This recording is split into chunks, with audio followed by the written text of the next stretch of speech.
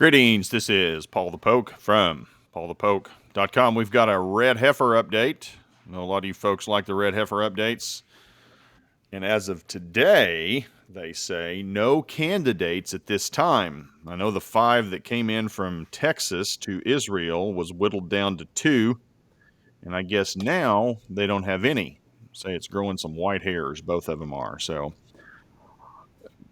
no red heifers at this point. But the interesting thing we're going to talk about also, attitudes are changing towards the third temple. So, scripture reference out of Numbers 19, verse 1 and 2. Then the Lord spoke to Moses and Aaron, saying, "This is the statute of the law which the Lord has commanded, saying, Speak to the sons of Israel that they bring you an unblemished red heifer, in which is no defect, and on which a yoke has never been placed." So that's the framework for the sacrifice of the red heifer.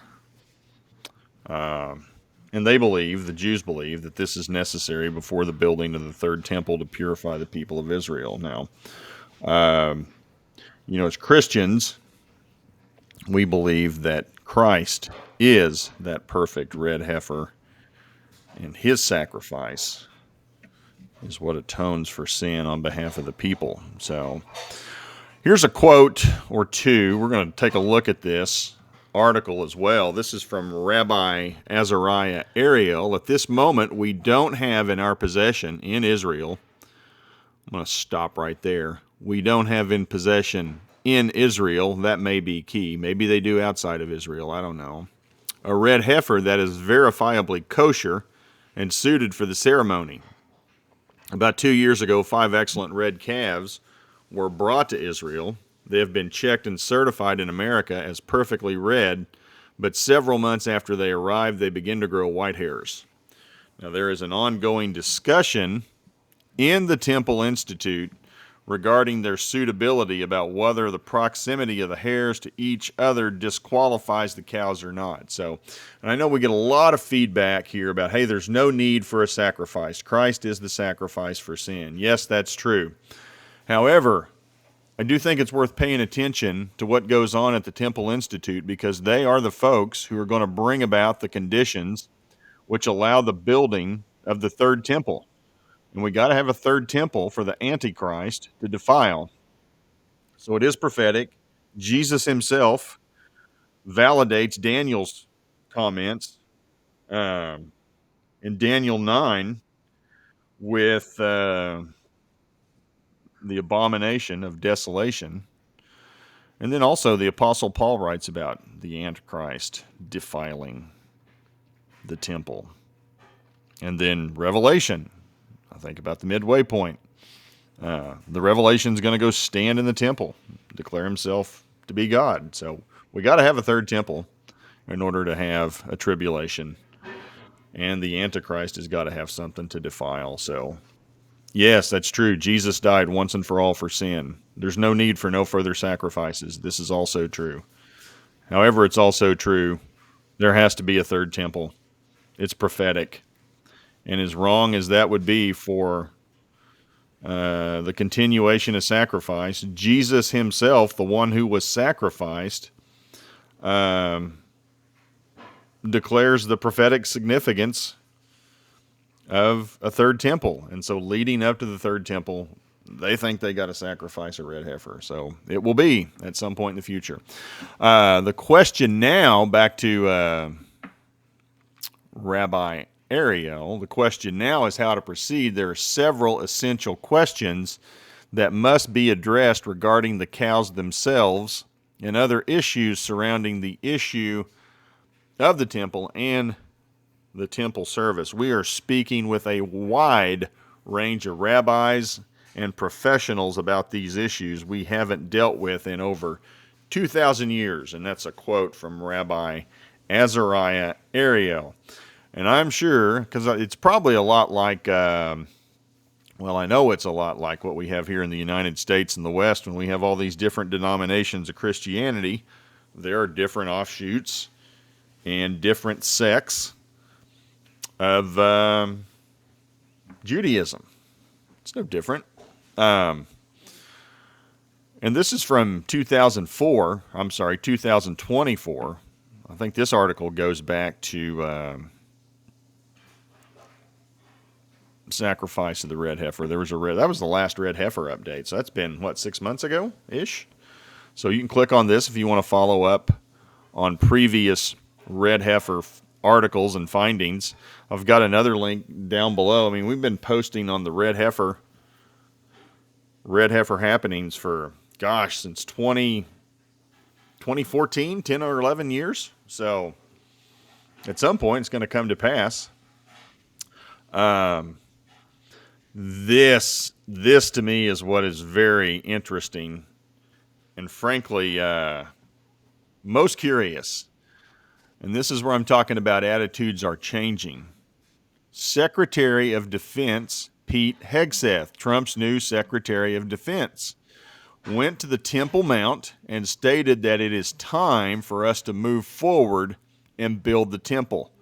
So that is official U.S. policy in moving toward the construction of the third temple. This is a big deal.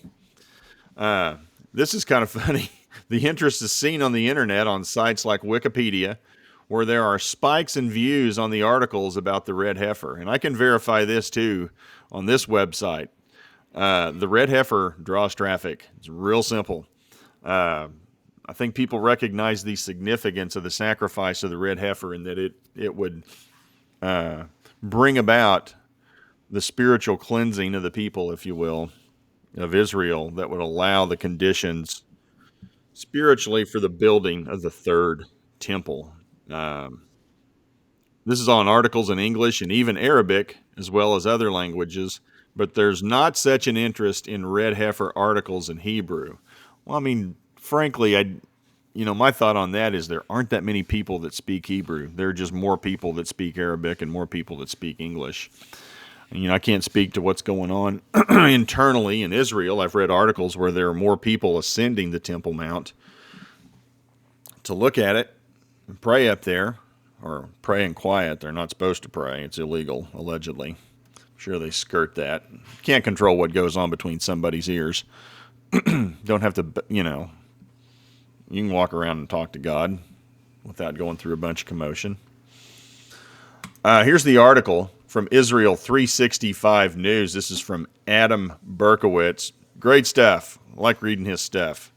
At this moment, it's not clear whether we have a red heifer suited for the ceremony. So this was one of the potential red heifers. If you want to see the interview, it's done in Hebrew. I'm sure there are probably some English writings below it so you can understand what's being said. See what else we got here. Talks about what exactly is a red heifer. Oh, this is of note. Rabbi Ariel noted that temple consciousness is strengthening in the public, and signs of this can be seen in the names of children named after places and individuals associated with the temple, and in the public discourse surrounding this issue.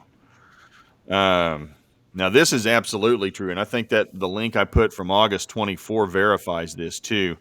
Awareness of the temple is even rising among Israel's enemies. Soldiers returning from Gaza spoke of pictures of the Dome of the Rock in their homes, and many expressed a desire to hang pictures of the temple in their homes. This awakening indicates a strong desire on part of the public to connect with the holy place. Well, also some of the part in regards to Israel's enemies, they know those red heifers are in Israel, and they understand the significance of it. And they even mentioned, some Hamas spokesman even mentioned that was part of the reason for their invasion back on October 7.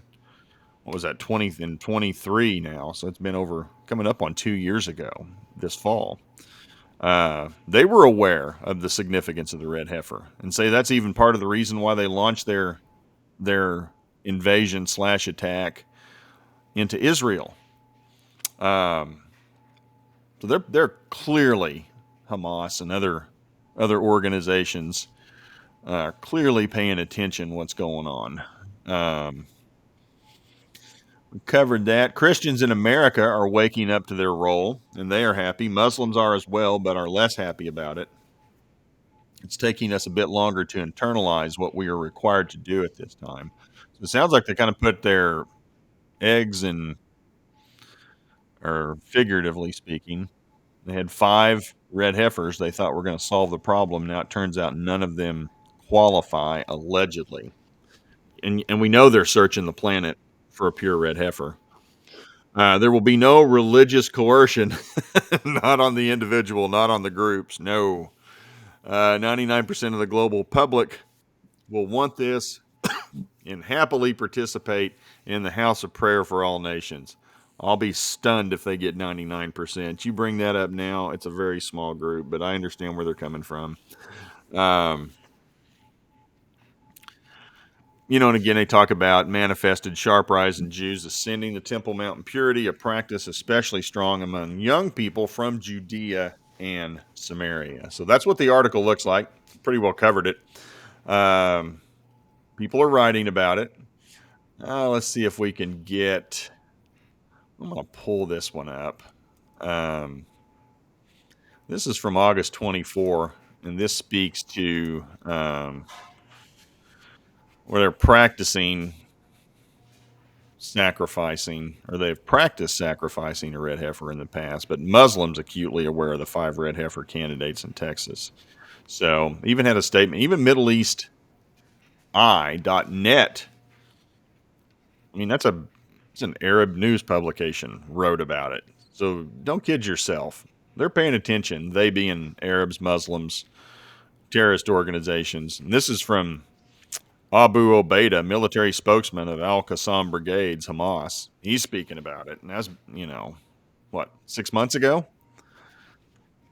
Where they, pretty much admit, hey, this is part of the reason why we invaded Israel is because of these red heifers. So, and the bringing of red cows as an application of a detestable religious myth. Well, it's not a myth; it's in the law. So, designed for aggression against the feelings of an entire nation, in the heart of its Arab identity, and the path of its prophet and ascension to heaven. That'd be Muhammad. Okay, whatever. So you got that going on. And the red heifer. This is per the Temple Institute. And again, I know I get a lot of feedback from people. It's like, why are you promoting this red heifer sacrifice thing? It's not necessary. Well, I hear you. That's true. But these are also the people who are highly likely to bring about the conditions for the fulfillment of prophecy as we know it. And they've written plenty on what we need to do, or what they need to do, to prepare for sacrifice of said red heifer. They're studying it. They have studied it. They're going to continue to study it. They're going to talk with other rabbis about it, with other professional people. I don't know what that means unless it's geneticists off the top of my head.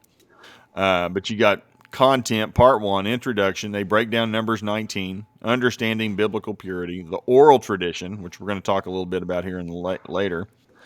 Red heifer in temple times, Levitical priests, order of burning the red heifer, the ceremony, symbolic levels of interpretation, episode of the golden calf, original ashes, and the 10th red heifer. So they have written plenty about the red heifer. And again, symbolically, that red heifer is the purity of Jesus Christ and his sacrifice, of his innocent blood on the cross. To payment for sin is connecting the dots as to why that's not necessary anymore. Hebrews, the book of Hebrews, talks about that plenty. Also, if you're interested, this link goes back 11 years on articles written on the red heifer. So with that, we're going to transition to the Western Wall. We're just going to go off the Temple Mount to the Western Wall. At the Western Wall, this happened earlier this week, where the temple was built and the roots of the Jewish people were established. And this is newly IDF Chief of Staff, Lieutenant General Ayal Zamir. And there's a little bit of a question about what he stated in this part where the temple was built. This is the part that's in question. As somebody who looks at it, reads it, interestingly, through a quirk of Hebrew grammar, the phrase where the temple was built could also be understood as where the temple will be built. And there's some conjecture there in the article about whether or not it was what the intention of the author, and I'll share my 2 bits on that here in a second. Uh, but we got a Twitter or a post, an X or a Zeet or whatever Elon's calling it, a tweet. I don't know. Most people, I think, still call it a tweet. This is from Toby Trumpeter. What a breath of fresh air, she says. The new IDF chief major general, I think he's a lieutenant general now. I don't know. It's irrelevant to the context of what he's saying. Visited the Western Wall on the Temple Mount today to offer a prayer for the army and security officers or security services for the hostages for the people of Israel and Jews everywhere, writing that the land is promised to us all. He signed his note with a prophecy about the end of days. From Zion shall the Torah go forth. And he's quoting Isaiah 2, verse 3. When the nations of the world will come up to Jerusalem, seeking to learn the word of God from his people Israel. May God grant him blessings and success, and may we plainly see all of his prayers come to pass quickly with our own eyes. And I would take it that the new IDF chief, his comments would be with future consideration of the temple being built. Because he quotes Isaiah 2:3, from Zion shall the Torah, or the word, the law, go forth. And in order for that to happen, you need a temple. So I would take it that he's looking to the future construction of the third temple. But that's just my take on it. Do your own homework. Interesting stuff. And that's the link to the tweet. Incoming IDF head leaves note at Western Wall hinting at visions of a third temple. This is Israel 365's take. Here's this article. This is what this looks like. Link provided. Again, this is IDF Chief Zamir. March 5th. Went up there to the wall with his family, sons, outgoing chief of staff, Halevi. Group recited psalms and prayed for the welfare of IDF soldiers and state. We covered that at the Western Wall where the temple was built and the roots of the Jewish people were established. And that's the thing. It's like people who deny that Israel's not been there. It's like, come on, they've been there a long time. But you still have people who want to argue that point, say it doesn't exist. There's the letter for those of you who can read that. Read a little Hebrew. We will act and believe that we have in our hands the ability to protect the land of Israel, the land promised to the entire Jewish people and the nation of Israel. We will pray for the return of our hostages for the welfare of those who protect the nation and the land. IDF soldiers and all security forces, for out of Zion shall the Torah come forth.